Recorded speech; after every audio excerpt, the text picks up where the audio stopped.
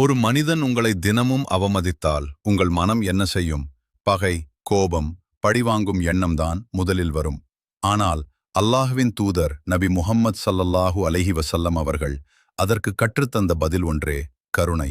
மதீனாவின் ஒரு அமைதியான தெருவில் ஒரு வயதான பெண் வாழ்ந்து வந்தாள். அவளுடைய மனம் முழுவதும் வெறுப்பும் தவறான எண்ணங்களும் நிரம்பியிருந்தன. அவள் தினமும் நபி முஹம்மது ஸல்லல்லாஹு அலைஹி வஸல்லம் அவர்கள் தொழுகைக்காக செல்லும் வழியில் குப்பை, மண், சில நேரங்களில் முள் கூட வீசி அவமதித்து வந்தாள். ஆனால் நபி முஹம்மது ஸல்லல்லாஹு அலைஹி வஸல்லம் அவர்கள் ஒரு நாளும் கோபப்படவில்லை. முகத்தில் அமைதியும் உள்ளத்தில் அளவற்ற பொறுமையும் மட்டுமே இருந்தது. அந்த பெண் செய்த தீங்கை அவர்கள் தீங்காக கருதாமல், இவளும் அல்லாஹ்வின் ஒரு படைப்புதான் என்ற கருணையுடன் நடந்தார்கள். ஒரு நாள் அந்த வழி வழக்கத்தை விட சுத்தமாக இருப்பதை பார்த்த நபி முஹம்மது ஸல்லல்லாஹு அலைஹி வஸல்லம் அவர்கள் உடனே அந்த பெண்ணை பற்றி விசாரித்தார்கள். அவள் நோயாளியாக இருப்பதை அறிந்ததும் தன்னை தினமும் அவமதித்த அதே பெண்ணின் வீட்டிற்கே சென்று நலம் விசாரித்தார்கள். தன்னை வெறுத்த மனிதர் இன்று தன் நலனை கேட்டதைக் கண்ட அந்த பெண்ணின் உள்ளம் உருகியது.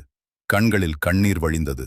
அந்த நிமிடத்தில் இந்த கருணையும் பொறுமையும் சாதாரண மனிதரின் அல்ல, உண்மையான நபியின் பண்பு என்பதை உணர்ந்து, தீமைக்கு பதிலாக நன்மை செய்பவரே அல்லாஹ்வின் தூதர் என்று கூறி இஸ்லாமை ஏற்றுக்கொண்டாள்.